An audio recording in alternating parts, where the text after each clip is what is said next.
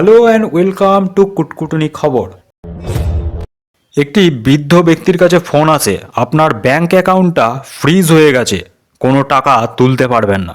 বৃদ্ধ ভয় পেয়ে বলেন, বাপ আমার অ্যাকাউন্টটায় 10 লাখ টাকা আছে, সেটা কিভাবে তুলব?